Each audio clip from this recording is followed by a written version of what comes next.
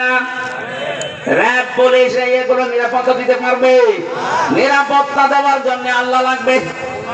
আল্লাহ বলেন আমার জীবনে কেন গন্ডগোল হয় এইটা বলেন, ঠিক আছে। এখন স্বামী স্ত্রীর গন্ডগোল হয় 5টা কারণে, আর এটা মেটাতে হয় 5 কারণ দিয়ে। কোরআনে এসেছে। আমি একেবারে লাইন আকারে বলতে আরম্ভ করলাম, মাহফিল শেষ করে ওনার বাড়িতে খাবার খাওয়া যেই গেছি দেখে মুখ গোমরা করে আসে।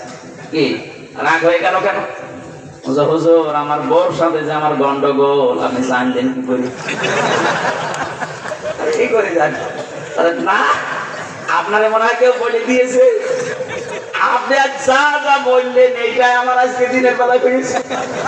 আমারে কেউ বলে দিয়েছিল না, বলেছে একজন 1500 বছর আগে কোরআনে কারিমে আল্লাহ আগেই জানিয়ে দিয়েছেন যে এই কারণে গন্ডগোল হয়। কথা বলেন না কেন?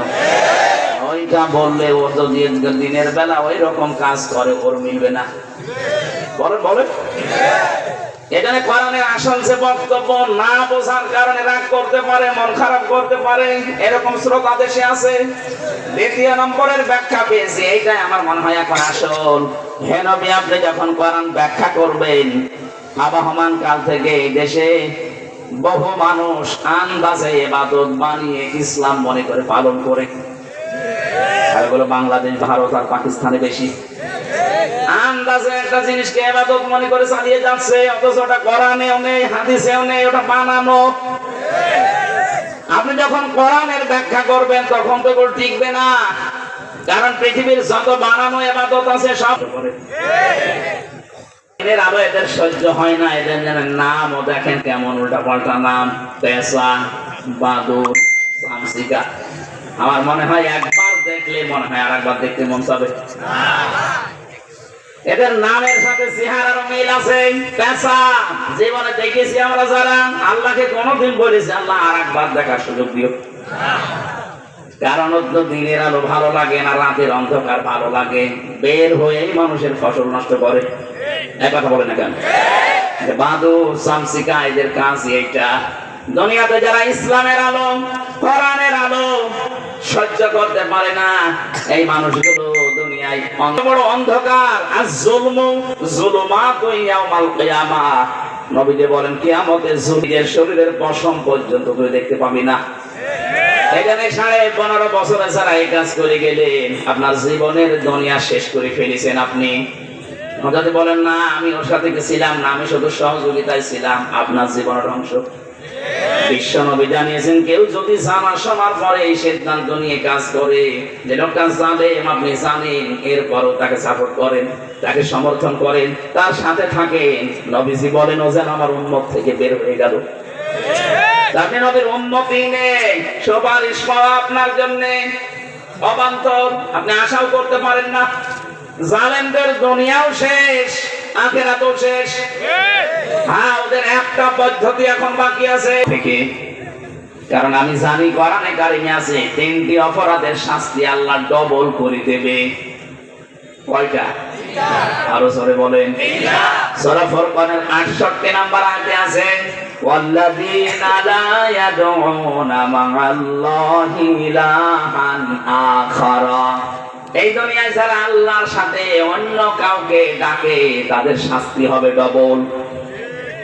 বাংলাদেশে বহু জেলাতে এখন হচ্ছে আল্লাহর নামে জিকির করার পাশাপাশি কিছুক্ষণ পরে দেখবেন ইয়া আলী বাবা, কেল্লা বাবা, ফতে বাবা।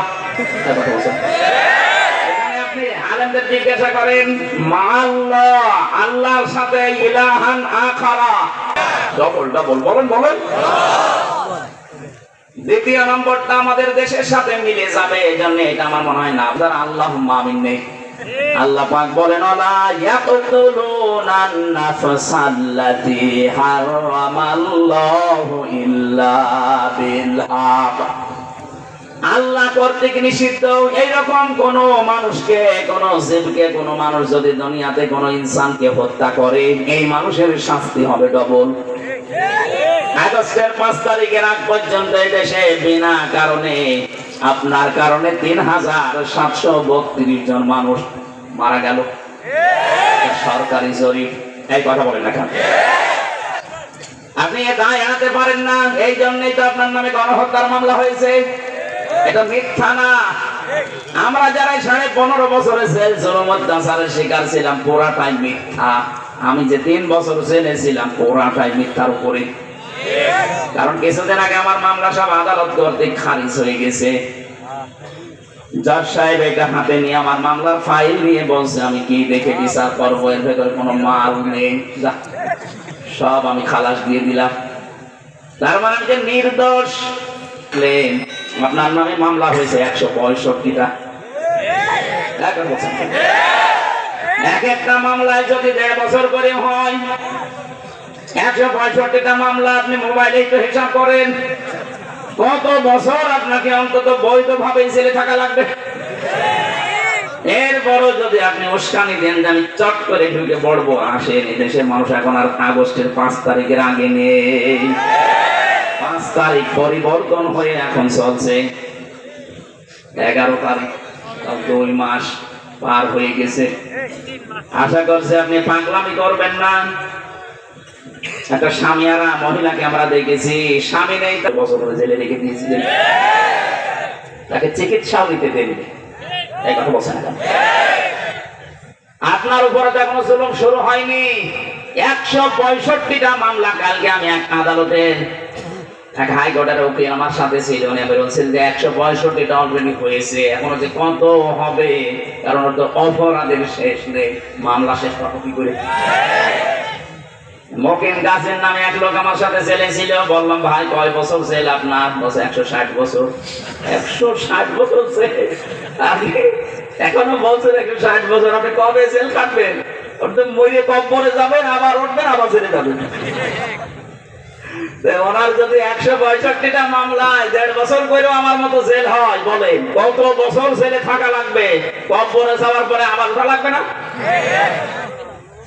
এটা মানুষ হত্যার সাথে যারা জড়িত তারা ডবল শাস্তি পাবেন।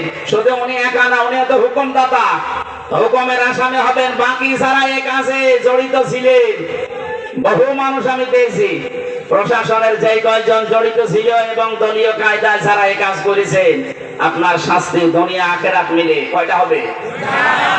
বলেন না কেন?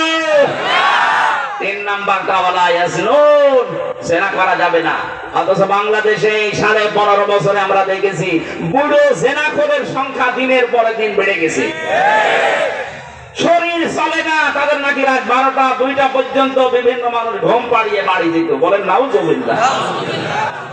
এদের অবশ্যই হাতের জেনা, মুখের জেনা, লজ্জা স্থানের জেনা, তারপরে বাকি আমি বললাম না। এই কথা বলছেন না কেন? জেনা করলে শাস্তি দুনিয়া আখিরাতে কয়টা? এই মেয়েটা এসে বলেছেন, হে নবী আমি জেনা করেছি, আমি জানি ডবল শাস্তি দুনিয়া আখিরাতে আমার হবে, আপনি দয়া করে আমার বিচারটা করে আমাকে মুক্ত করে দেন, কিয়ামতে যেন এই বিচার আসুক। মেয়েটা যখন সন্তান নিয়ে এসেছে, নবীজি বললেন না এখনই বিচার করা যাবে না, আগে তোমার বাচ্চাটা খাবার খাওয়া শিখবে, তোমার স্তনের দুধ তার অধিকার আছে 2 বছর। যদিও দুধ পান করার এই কাজ মারা যদি পালন না করে মায়ের গুনাহ হবে না, এ দায়িত্ব বাবার। কার? আমি কি বানিয়ে বলছি না? এখানে আলেমরা যারা আছে সূরা বাকারা 2 নাম্বার পারা 17 নাম্বার পৃষ্ঠা 1ম নাম্বার লাইনের 232 নাম্বার আয়াতের মাঝের অংশে আছে, আল্লাহ পাক বলেন লিমান আরাদা আইয়ুতিম্মার রাদা। আমি দায়িত্ব দিয়েছি, এখানে এটা মুযাক্কার শব্দ, মুয়ান্নাস না। র‍্যাব পুলিশ এগুলো নিরাপত্তা দিতে পারবে? নিরাপত্তা দেওয়ার জন্য আল্লাহ লাগবে। আল্লাহ বলেন আমার কাবা আমি বানিয়ে দিয়েছি, আমান দাখালাহু কানা আমিনা, কেউ যদি এখানে প্রবেশ করে সে নিরাপত্তা পেয়ে যায়। তোমরা 6000 মাইল দূরে, কয় হাজার? কাবা শরীফ থেকে আমরা এই যে ধামরায় যারা আছেন 6000 মাইল দূরে বাস, তাহলে এখানে নিরাপত্তা লাগবে। এটা দেওয়ার জন্য সূরা আনামের 82 নাম্বার আয়াতে আল্লাহ এই তথ্যগুলো তুলে ধরেছেন। আল্লাযীনা আমানু ওয়া লাম ইয়ালবিসু ঈমানাহুম বিযুলমিন উলাইকা লাহুমুল আমনু ওয়া হুম মুহতাদুন। যারা ঈমান আনে আর ঈমানের সাথে যারা জুলুমকে মিশ্রণ করে না, এখানে জুলুম মানে শিরক, যারা তাদের শিরকের সাথে জুলুমের সাথে ঈমানকে মিশ্রণ করে না, ঘটায় না, শিরক মুক্ত জীবন, সমাজ, পরিবার, রাষ্ট্র যদি গড়ে তুলতে পারে, উলাইকা লাহুমুল আমন। আল্লাহ এইভাবে করে আঙ্গুল দেখিয়েছেন, ইসমে ইশারা, উলাইকা লাহুমুল আমন। এই ৫৬,০০০ বর্গ মাইলটা হয়ে যাবে নিরাপদ স্থান। সুবহানাল্লাহ বলতে পারেন। সুতরাং এই জাতি যেন কোনো শিরকের সাথে মিশ্রণ না ঘটায়, এটা সামনে যারা দায়িত্বে আনবে খুব খেয়াল করে জাতিকে চালাবেন।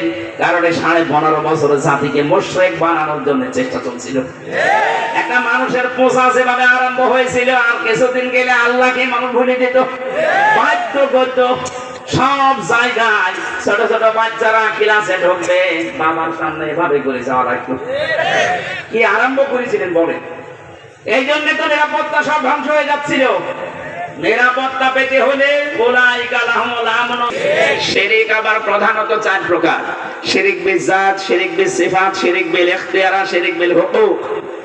এই ৪ প্রকার ভাগ করলে হয় ৮ প্রকার। ৮ প্রকার শ্রেণী বিন্যাস করলে হয় ১২ প্রকার। ১২ প্রকার ভাগ করলে হয় ১৬ প্রকার। ১৬টা ভাগ করলে হয় ২২ প্রকার। ২২টা ভাগ করলে হয় ৪২ প্রকার।